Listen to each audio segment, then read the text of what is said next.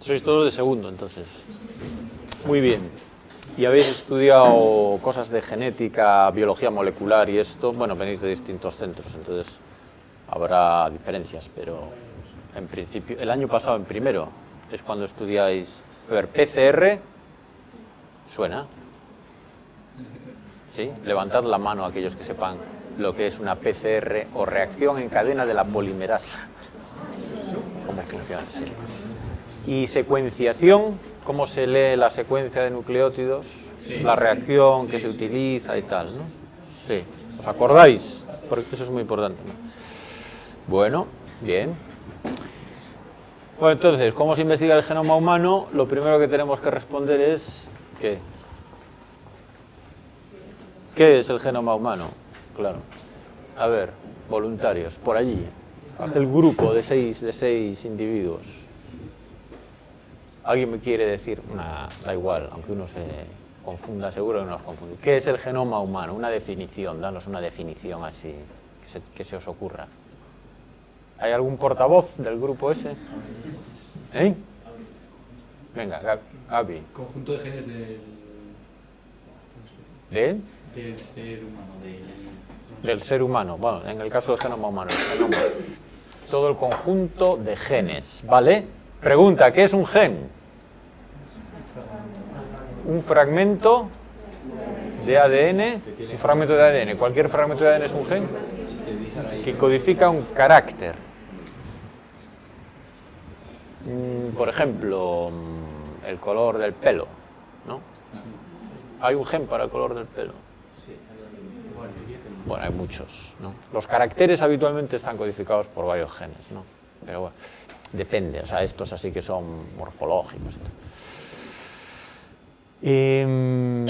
Bueno, es una buena definición clásica, pero hoy en día está un poquito superada. O sea, hay que matizarla un poco. Y precisamente hay que matizarla gracias a que conocemos la secuencia completa del genoma humano. ¿Desde cuándo conocemos la secuencia de nucleótidos, ¿no?, completa del genoma humano? Bueno, vosotros, ¿qué año nacisteis? 96. Ya habíais nacido. 2001, sí, 2000 salió el primer borrador, 2001, etcétera. ¿Qué tamaño tiene el genoma humano en cuanto al número de nucleótidos? ¿300.000? Hablad entre vosotros. Hablad entre vosotros, venga, concurso, hablad entre vosotros. Ahora pido, a ver.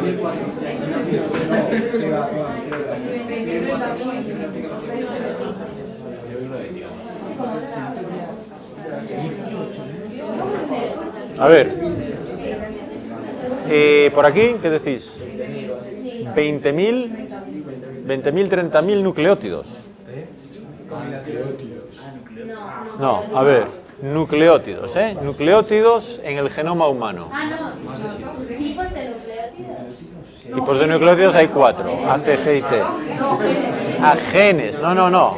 Yo os estoy preguntando tamaño del genoma, no genes. Número total de nucleótidos, de letras, del genoma humano. Ahí os he pillado. Se conoce, claro, sí, desde que tenemos la secuencia. Claro.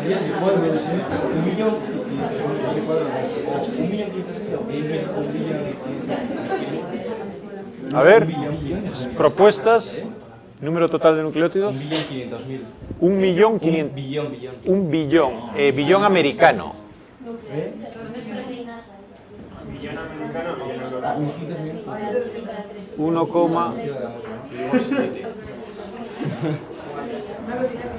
1.500 millones. A ver, no. Poneros de acuerdo. Allí han avanzado una cifra. 180.000 nucleótidos. ¿Más? ¿Quién da más? ¿Quién da menos? Es fundamental este dato. Tenemos 1.500 millones. A ver, que levanten la mano los que están... Que levanten la mano los que están más hacia los 1.500 millones. Bueno, vosotros que lo habéis votado. De nucleótidos. Y hacia los 180.000 nucleótidos. ¿El resto no sabe, no contesta o qué? Oh, eso es terrible. No, pero os estoy pidiendo que os decidáis por una de las dos. Tiene que haber más. Vale, la gente en general opina que tiene que haber más. Bueno, la cifra correcta es de 3.000 millones. Es el doble, pero se han acercado. De letras, de nucleótidos. Bueno, más o menos, aproximadamente, ¿no? Y esto se sabe, hombre, sobre todo así con certeza, desde que se leyeron todas. Claro, hubo que leer el orden de los 3.000 millones de nucleótidos. Esto se llamó, el proyecto que hizo esto, ¿cómo se llamaba? Proyecto Genoma Humano, que duró 13 años. O así. Y hubo gente de todo el mundo, cientos trabajando, se repartieron el genoma en trozos y en cada sitio se leían trozos, en fin, fue bastante laborioso. Y para eso tenían que usar las técnicas de secuenciación que existían entonces, que son las que conocéis, ¿no? Como se leen. Me habéis dicho que conocéis la reacción de secuenciación, más o menos, ¿sí? ¿Cómo se van añadiendo? A ver, ¿quién la sabe bien, cómo va a explicarla aquí? Gaby. ¿Tú eras Gaby? Gabriel. La reacción de secuenciación. A ver, A, C, C, G, T, A, T, T, A, G, G, C. Y sigue por ahí. Viene de aquí, 5', 3'. Esto es un fragmento de ADN. Queremos saber la secuencia de esta. No lo sabemos en principio. ¿La otra dice la complementaria? No. ¿Cómo se hace para leer una secuencia de ADN que se desconoce? En el laboratorio, ¿qué se hace? Imaginar. Hay esto, como dice él muy bien, esto sería doble cadena, ¿no? Con lo cual habría una complementaria 5', 3', que sería, ¿me vais diciendo?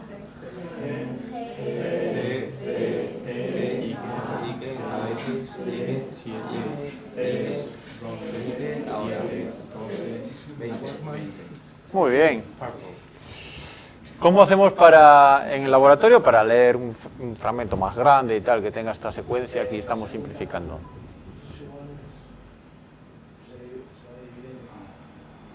A ver, explica.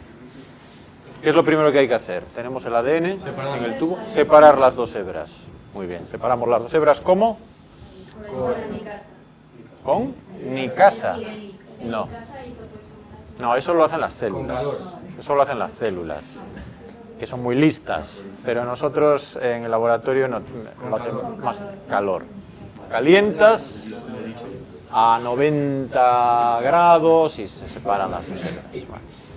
O a veces cambiando el pH y tal. Bueno. Sí. Ahora dices, ahora. Vale, vamos por pasos, pero lo hemos separado. Ahora, ¿cómo hacemos para leer esto? Con ADN polimerasa. Con una polimerasa. Sí.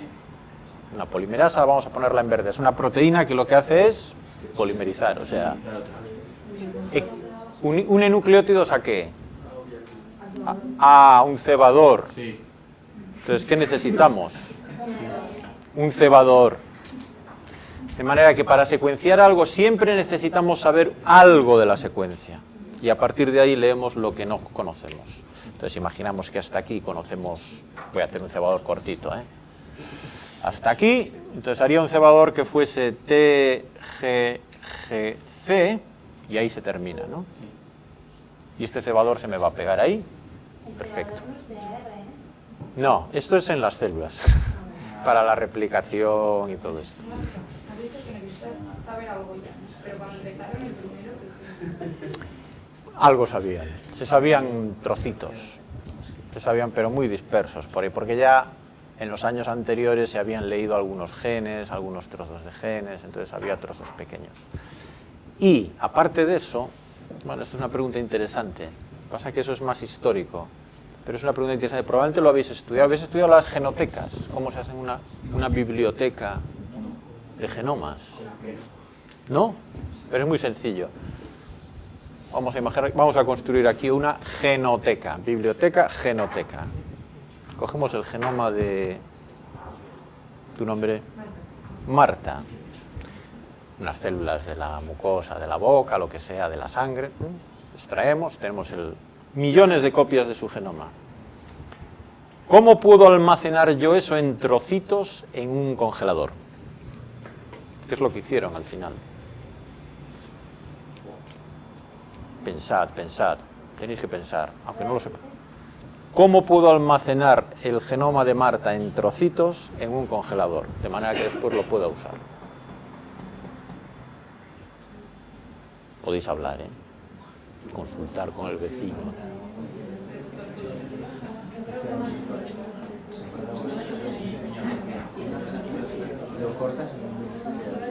Vamos a imaginar que tenemos aquí todo el genoma de Marta.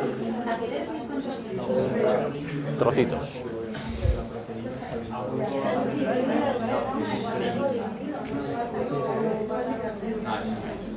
No, por entonces no lo podría leer.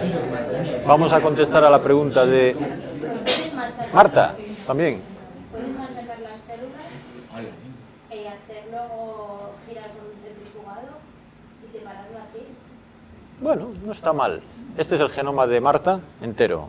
Lo primero que tenemos que hacer es romperlo en trocitos. Se puede romper de muchas maneras.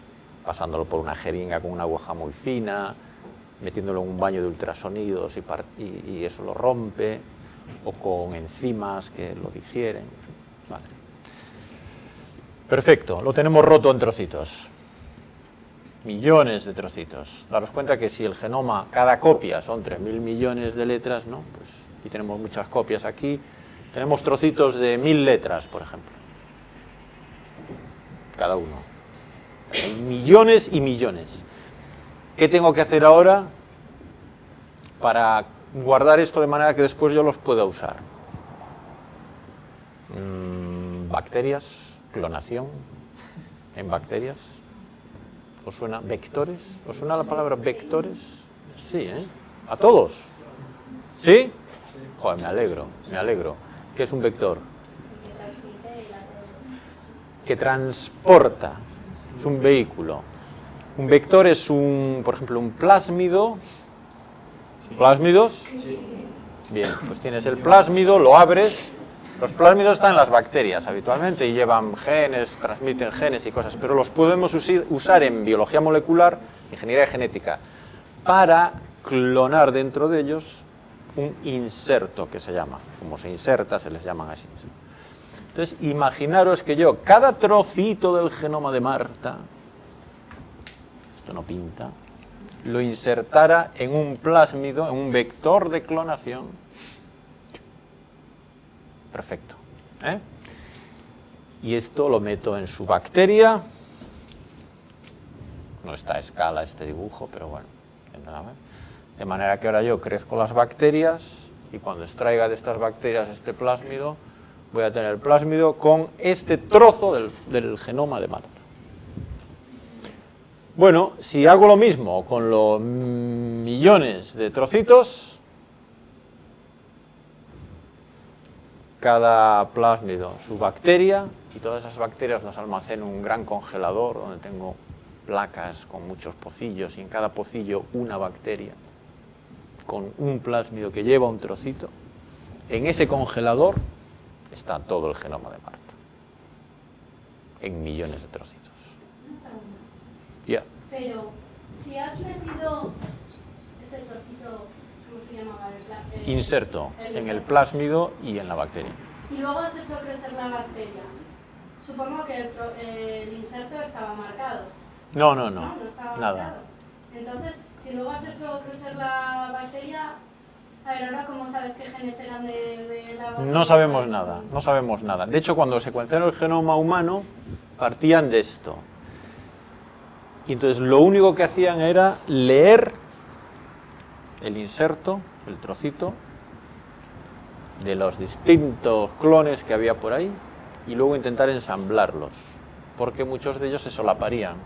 Daros cuenta que cuando tú rompes esto al azar, te van a quedar muchos trocitos que se solapan, ¿no? Porque tienes muchas copias. Entonces, si tú haces esto a saco, al final tienes millones de fragmentos pequeños que algunos se solaparán, de manera que con ordenadores, claro, esto llevó mucho tiempo y todavía no había ordenadores ni programas que pudieran hacer esto bien, puedes ir ensamblando todos esos trozos y cada vez reconstruyendo fragmentos más grandes. Y llevó años llegar a reconstruir todo. Pero vamos, a lo que voy es, para contestar a la pregunta de Marta 2, que aunque no conozcas nada de secuencia del inserto, en estos, cuando lo tienes el inserto clonado en un vector, lo que sí sabes es la secuencia del vector. Con lo cual puedes poner tu cebador en el vector y lo que empiezas a leer es el inserto que desconoces. ¿Pilláis esto? Es decir, porque los vectores ya son comerciales, habían sido estudiados durante muchos años y se habían sido secuenciados. Estas son cosas que desde los años 80, 70 ya se venían usando estos vectores, ¿no? Desde los comienzos de la biología molecular fue así con vectores de clonación. Vale, entonces vamos a imaginar que efectivamente esto de aquí es vector y a partir de aquí tenemos ya la secuencia del genoma de Marta que queremos empezar a leer en uno de esos fragmentos clonados, ¿no? Vale, hemos añadido el cebador, ¿no? Que iría así, 5', 3'. Bueno, realmente esto tendría que ir al revés, lo he puesto mal, porque el cebador, para que pueda leer, voy a cambiarle ahora la polaridad a esto, ¿eh? ¿Entendéis por qué lo hago? De manera que esto ahora es 5', 3', de manera que esto la polimerasa va a extender en esa dirección. Siempre va 5', 3'. Añado una polimerasa y ¿qué más tengo que añadir a la mezcla? Tengo un tubo, nucleótidos, As, Cs, Gs y Ts. As, Cs, Gs y Ts normales, marcadas. ¿Con qué? ¿Qué significa? Sí. ¿Con? Nitrógenos de carbono. No. Algo muy sencillo, no os liéis. Bueno, es que no sé lo que os han explicado. Para las reacciones de secuenciación no es tan fácil como parece, ¿eh? Pero bueno, tienen que ir marcadas. El marcaje simplemente es para luego saber cuál es la que se incorporó. Damos cuenta que nosotros esto lo desconocemos. Vamos a reconstruir esto en función de los que se nos vayan incorporando aquí. Con lo cual al final tenemos que tener cada uno de ellos marcado con algo que podamos leer de manera que sepamos que se ha incorporado en cada paso.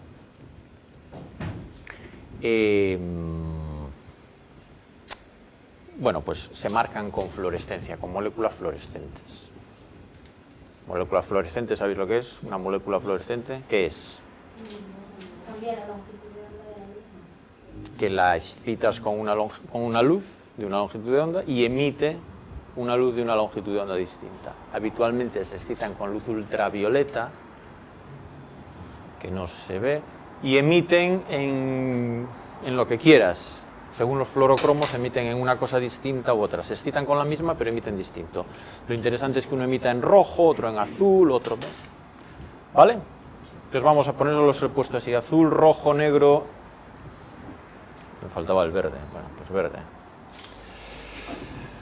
Bueno, entonces esos están ahí mezclados. Si yo ahora añado polimerasa, añado nucleótidos, ¿cuál se me va a añadir aquí? El primero que se me va a añadir. A, que lo tenemos marcada en negro. Vale. Bueno, la idea es que aquí hay que parar la reacción, limpiar, volver a añadir otra vez, en fin. Ahora, ¿qué se me añadiría? Tés azules, ¿no? Bueno, y en cada paso yo estoy viendo esto en una cámara, digamos, hay una cámara que está registrando esto y detecta, no es así realmente porque va por un capilar y tal, pero bueno, y detecta rojo, verde, azul, de manera que se ha incorporado una A, se ha incorporado una T, se ha incorporado G.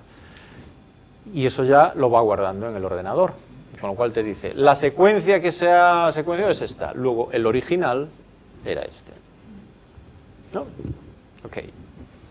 Bueno, pues reacciones de secuenciación, más o menos funcionan así. Ahora os voy a poner un vídeo para que entendáis una cosa muy importante, que es que si el proyecto Genoma Humano, los 3.000 millones de nucleótidos, llevó 13 años, os decía, a mucha gente, es porque las tecnologías estas eran lentas. Yo cuando era joven y trabajaba en esto, con estas lo que hacías podías leer 150 letras, 200 al día, ¿no? Tenías que hacer unos geles de acrilamida grandes, ahí, bueno, con unos cristales muy finos y tal. Entonces podías leer como mucho 500 al día, ¿no? Hoy en día cualquier máquina ya está todo muy automatizado, en unas máquinas pasa todo por unos capilares y esto va más rápido, entonces se pueden leer miles y miles al día. Y de hecho, la gran revolución en los últimos 5 años o así ha sido máquinas, o sea, ahora mismo el gran reto es construir máquinas que sean capaces de leer un genoma humano entero en un día. Por 1.000 euros, por 1.000 euros. Este es el reto que hay. Y en enero hubo una empresa que, no sé si uno de los vídeos sale ahí, pero una empresa americana que comercializa ya un clúster de 10 máquinas por $10 millones, $1 millón cada máquina, que son capaces de leer 5 genomas humanos enteros en un día. Por eso, por 1.000 euros el genoma o así. Bueno, con lo cual, claro, ha habido ahí una revolución tecnológica brutal. Y eso está permitiendo que se puedan leer genomas de miles de personas. Para eso estamos aquí. Bueno. Vale. Bien. Os puedo poner ahora un vídeo para que veáis un poco cómo funcionan estas máquinas, si queréis, ¿no? Y así, allí, a ver si esto va o no.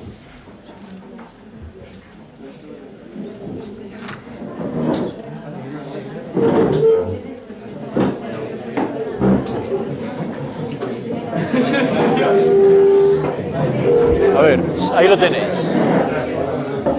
Next Generation Sequencing in a nutshell. No sé si esto está funcionando.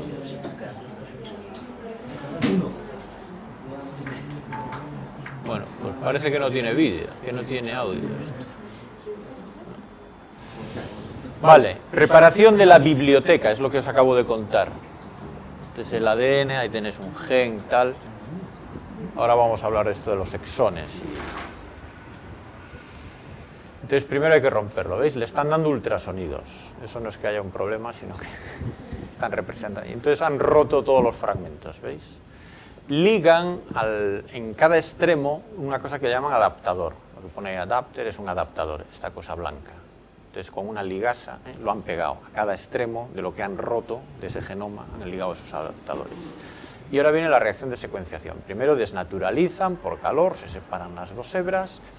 Y gracias a la secuencia, esta secuencia de los adaptadores se conoce. Entonces hay una placa de vidrio donde veis ahí que hay pequeños oligonucleótidos que son complementarios al adaptador, con lo cual se te pega ahí cada fragmento. Al otro extremo, que también tienes el adaptador, le pegas ahí el cebador, que sería ese pequeño oligo complementario al adaptador, y haces la reacción de secuenciación, ¿veis? Cada vez que se añade un nucleótido, da una fluorescencia distinta, siempre se ponen así en distintos colores, con lo cual vas leyendo trocitos. y vas reconstruyendo la secuencia de todo ese genoma a base de trocitos pequeños. Aquí tenéis cientos, miles, millones de trocitos. Y ahora hay que decir, bueno, ¿y esos trocitos a qué corresponden? ¿Qué orden tienen? Pues nada, habéis visto, este libro es el genoma humano. Una vez que tienes ya la secuencia de referencia del genoma humano, utilizas ordenadores para decir, este trocito, ¿a qué corresponde? Puedes usar genomas de tumores, compararlos con un genoma normal, que es en este caso. Siguiente fragmentillo de ahí, vas a ver a qué página, volumen, párrafo, frase del genoma humano corresponde. Pues esto. Y lo encuentras. Esto lo hacen ordenadores utilizando unos programas, unos algoritmos de alineamientos entre secuencias. Entonces, esto tiene... ¿Os parece interesante hacer esto o no? Para responder a la pregunta de... ¿Cómo te llamas? María, tú fuiste la que me preguntó para qué lo hacemos, ¿no? Fijaros, aquí hay una primera respuesta. ¿Habéis visto eso? Fijaros.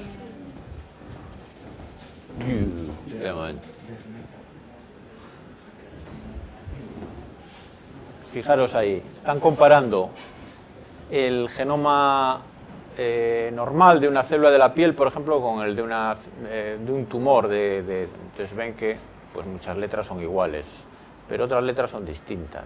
A lo mejor el tumor tiene una A, donde en el genoma, en teoría normal, debería haber una C. ¿El genoma humano es igual en todos los seres humanos? No. Entonces, para eso vamos. Entonces, ¿para qué nos interesa hacer esto? ¿Y para qué nos interesa leer todos nuestros genomas? Por una... Bueno, María ya lo acaba de decir. Todos los que estamos aquí, ¿hay algún gemelo idéntico aquí? No. ¿Hay dos gemelos? No, no. No, vosotros no sois gemelos. Bueno, pues si somos distintos, todos los que estamos aquí, somos distintos, ¿no? En estatura, color del pelo, de los ojos, en todo. También en riesgo de sufrir enfermedades, predisposición a tener infarto o Alzheimer o cáncer, ¿no? Bueno, pues si somos distintos en todo eso, ¿por qué es? ¿A qué se debe? Variación genética. A que nuestros genomas son distintos, no son idénticos. De las 3.000 millones de letras, lo que leyó el proyecto Genoma Humano era un genoma humano, de referencia, que de hecho no se sabe de quién era porque era anónimo y tal, ¿no? Pero lo que ha venido después del proyecto Genoma Humano precisamente han sido más proyectos para hacer un catálogo exhaustivo de todas las variantes genéticas que hay entre personas y qué hace cada variante. Ya os podéis poner así otra vez, porque no os va a dar una tortícolis. Entonces vamos a eso. ¿Cuántas letras de un genoma? Ahora voy, María. Tenemos un genoma, ¿no? Este es el que no escribe. El que no escribe lo voy a separar. Un genoma. Ahí están los 3.000 millones de letras y que por allá y tal. Genoma de María. Genoma de Daniel.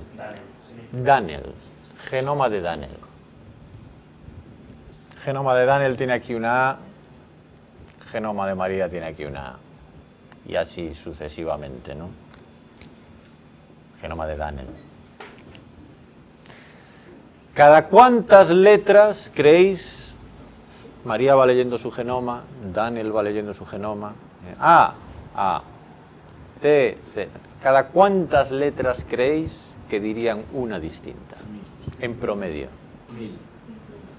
1.000. 100, 150. 3, dijo alguien aquí. Tenemos, ¿quién da más? 1 millón. 1 millón. 1 millón. Venga. 7. Pues eso sí que ya es afinar mucho. Bueno, no sé quién dijo 1000. Ganaste. Yeah. Pero por suerte.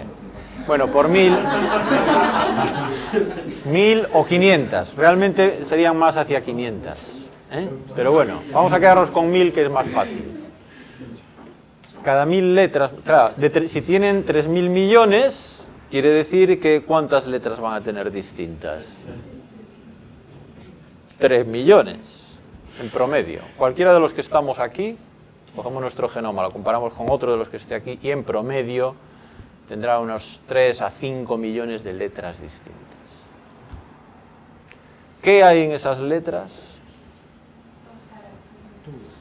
En principio, todo aquello que hace que yo sea yo y el otro sea el otro. ¿Sí o no? ¿Y si nos parecemos mucho, habrá menos letras distintas? O... Claro, 2 gemelos idénticos no tienen letras distintas. Y 2 hermanos mucho menos que... Y 2 hermanos tienen mucho menos que 2 primos y que 2 señores que no están relacionados.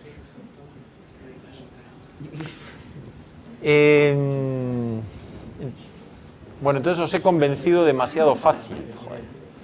No es bueno esto. ¿Estáis todos convencidos de que en esos 3 millones o 5 millones de letras está todo lo que hace distinto a Daniel de María? No, también el medio ambiente. También el medio ambiente. Esta es la respuesta correcta que hay que dar. También el medio ambiente. ¿En qué sentido el medio ambiente? Hay factores que nos alteran, pues, por ejemplo, pues, las radiaciones. Claro. Radiaciones, contaminantes, la dieta. Si uno come mucho McFlurries y no hace ejercicio, va a tener más riesgo cardiovascular que un tipo que hace ejercicio y come una dieta sana, ¿no? No comáis McFlurries, por favor. O sea, pero también puede ser, porque siempre se oye, no, joder, es que este señor tiene 90 años, lleva fumando desde que era joven y nada, no hay forma de que... Bueno, puede ser que los factores ambientales tengan más o menos efecto dependiendo del fondo genético que haya. O sea que al final es la combinación de las dos cosas. Tu genética, que te da una predisposición de partida, sobre eso actúa el ambiente, yes. Que entonces, si 2 gemelos tienen el mismo genoma, si tienen un biológico genoma, en el genoma, en la personalidad, por ejemplo, no depende nada del genoma. Bueno, ¿y 2 gemelos idénticos tienen la misma personalidad? ¿No? Pero muy parecida. ¿No? Hay veces que no. Bueno, me habéis convencido, sí, sí. Efectivamente, pues hay rasgos como la personalidad que dependen mucho más también de la educación y tal. Ahora, hay gemelos idénticos, en general, suelen vestir parecido, les gustan las mismas cosas, estudian la misma carrera, en general, ¿eh? Incluso hay estudios de gemelos que habían sido separados al nacer, porque habían sido adoptados por distintas familias en distintos puntos, unos en América, otros en Inglaterra, tal. Se encuentran 40 años después y, joder, habían estudiado la misma carrera y vestían casi igual y tal. Hay casos muy curiosos, pero bueno, no siempre es así. Pero efectivamente, al final, lo que configura una persona no es solo su genoma, sino sería terrible. Pero influye mucho, sobre todo en los caracteres físicos, claro, el color del pelo y esas cosas, ¿no? Pero también la predisposición a enfermar, y esto es lo importante. Influyen los factores ambientales, con lo cual, desde que se conoce el genoma humano y desde que existe la posibilidad, que es hace 5 años, de leer genomas humanos individuales, el gran reto ahora es decir, bueno, tenemos que catalogar todas esas variantes y ver cuáles son las que están realmente asociadas con las grandes enfermedades que, ¿no?, afectan a millones de personas en todo el mundo: diabetes, enfermedades cardiovasculares, cáncer, enfermedades neurodegenerativas, ¿no? Si encontramos las letras que dicen, el que lleva esta letra aquí, una A, tiene un riesgo 10 veces más alto de padecer diabetes tipo 2 que si llevas una T. ¿Os parece interesante esa información? Pero solo, o sea, a mí me asustaría, quiero decir, si tengo la I, ¿cómo voy a poder cambiarla? prefiero, si no puedo cambiarla, prefiero ni saberla. A ver, ¿quién comparte? Quiero decir, Sí, sí, sí. más que conocer la letra, prefiero conocer qué le afecta a la letra. ¿Qué le afecta? O sea, ¿qué? Para cambiar, si conoces la letra de un cáncer, Ya. Remedio para... No, a ver. prefiero saber qué le afecta, qué remedios. Vale, vale. No, María dice una cosa muy interesante. Hay toda una serie de literatura al respecto, diciendo que efectivamente conocer cosas... A ver, conocer cosas en principio siempre está bien, ¿no? Mejor que no conocer. Pero si en el caso de enfermedades o predisposición a enfermedades, porque estos son siempre probabilidades, riesgos, tienes un riesgo 10 veces superior a la media de tener tal, pero no quiere decir que lo vayas a tener por tener la letra, porque efectivamente luego hay otros factores o otras letras que también influyen. Pero bueno, saber eso es bueno si puedes hacer algo al respecto, pero puede haber gente que diga, mire, si no me va a poder hacer nada, pues prefiero no saberlo. Hay mucha gente que prefiere no saberlo, está en su derecho. Pero desde el punto de vista científico, aparte de que a la persona se lo digas o no, sí que puede tener interés porque esto te abre nuevas perspectivas para desarrollar tratamientos, por ejemplo. Si esto está en un gen, que sabes que esa proteína interviene en una vía de señalización de no sé qué, dices, es que esa vía de señalización está implicada en esa enfermedad. A lo mejor puedo desarrollar algún fármaco que vaya dirigido ahí, ¿no? O sea, que te da posibilidad de hacer cosas. ¿No se podría desde un óvulo y un espermatozoide calcular toda la secuencia, calcular las enfermedades ligadas al nucleótido y si la A me predispone a tener cáncer, quitar la A y meter una T, digamos hacer un superhombre o algo así? ¿No se podría? Momento. No, fuera de la ética. Ya. A ver. Está bien esta discusión, está bien. Iba a terminar con eso, el siguiente paso al que iba a ir era ese. Imaginaros que un día se desarrolle la tecnología para corregir errores en el genoma. No necesariamente vamos a olvidarnos ya de óvulo, espermatozoide, porque sin más, ¿no? ¿Tú cómo te llamas? ¿Tú qué has hablado? Miguel. Miguel, le han descubierto que tiene una A que le da, yo qué sé, una enfermedad. Obesidad. Hay bastantes genes que... Bueno, la obesidad está muy relacionada con la diabetes tipo 2, por ejemplo. Y se le detecta de pequeñito, ¿no? Con 3 meses o con 6 meses, porque como el genoma se puede leer y el genoma no va a cambiar. Bueno, de esto habría mucho que hablar. ¿Se puede hacer algo a los 6 meses para cambiarle esa letra? En todas las células de Miguel, cuando tiene 6 meses. Ahora no. Por eso sería interesante hacerlo antes. Vale. Pues casi se puede, ¿eh? Solo la estética. No. Olvidaros aquí de células madre y tal. Imaginaos en un niño de 6 meses. Bueno, no, he dicho casi, pero es que soy muy optimista. Hoy ya se puede. Esto, por ejemplo, esto fue hay una revista científica que todos los años, por votación más o menos, eligen el método del año, que es el gran método, la innovación metodológica más importante así en este terreno al año. Y el año pasado, 2013, fue un sistema que se llama CRISPR-Cas, bueno, da igual, pero por si oís hablar de él, CRISPR/Cas, que es una especie de corrector de genomas. Tú diseñas unas moléculas, ¿quieres cambiar esta por una T?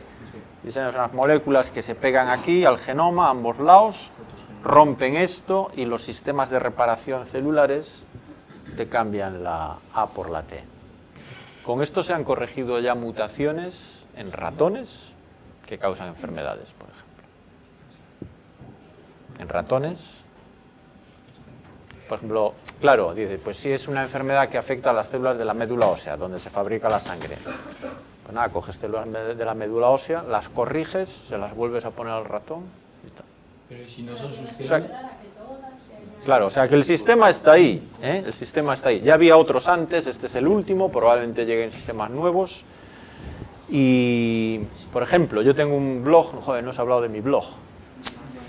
Un blog de divulgación científica y el último post, el que está ahora, el más reciente, que lo puse ayer, estuve hablando en Radio Euskadi esta tarde de esto, es el virus del SIDA, VIH, ¿conocéis?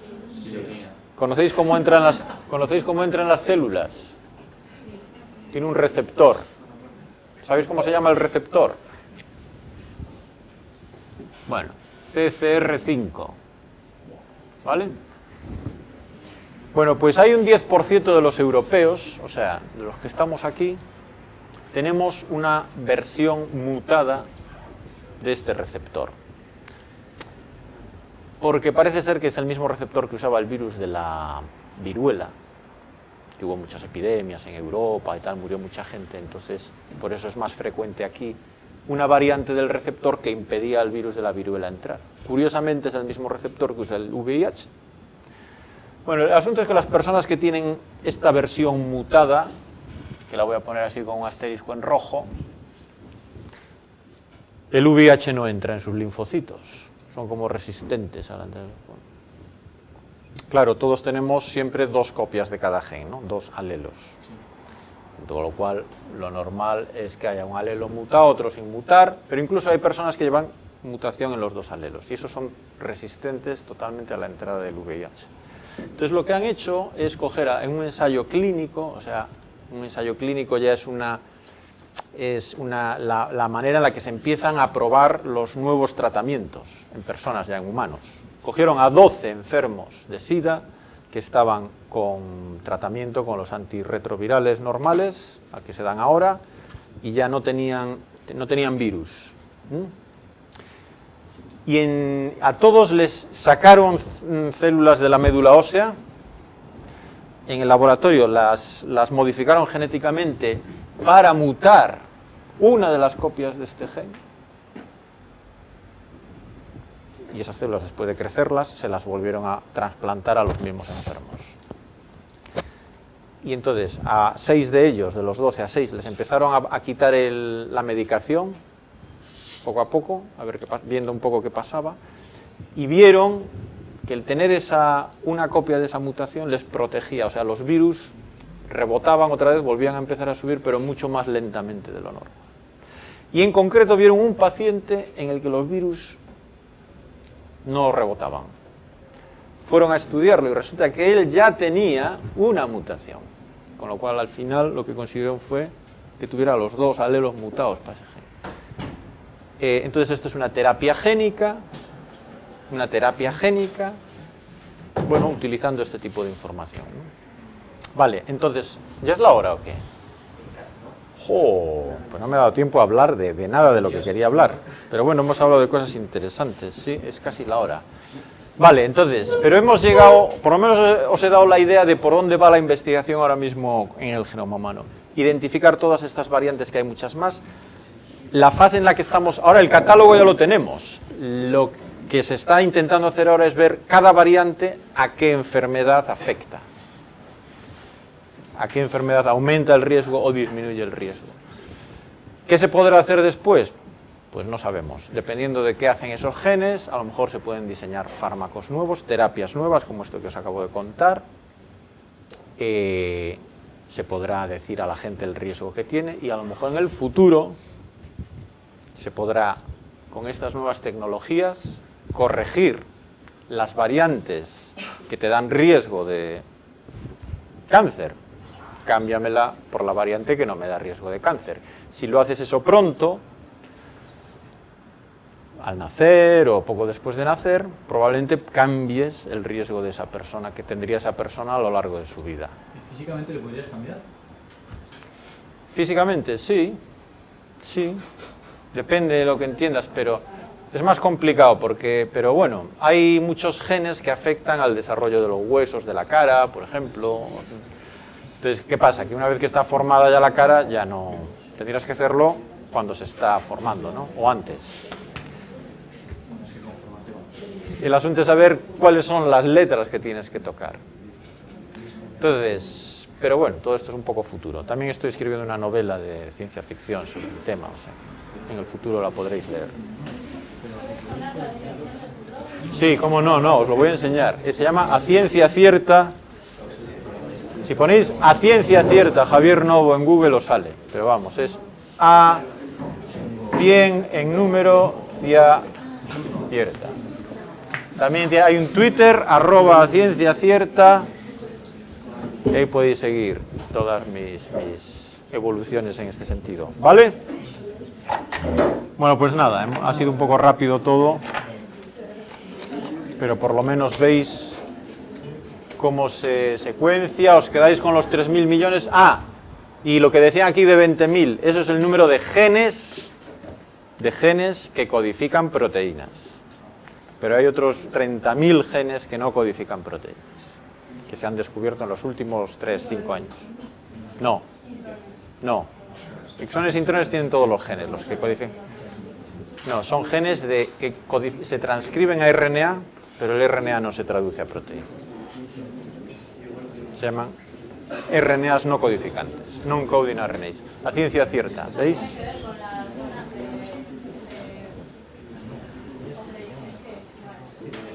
De opresión y de, por ejemplo, unas zonas que hay donde se coloca de silenciadores y de elementos reguladores, promotores, enhancers, potenciadores y todo esto, sí. Sí, más o menos. Pero bueno, también, sí. Genes que no codifican proteínas, quedaros con este dato, porque esto es el futuro, ¿eh? Vale, muy bien. Pues nada, Borja, todos tuyos.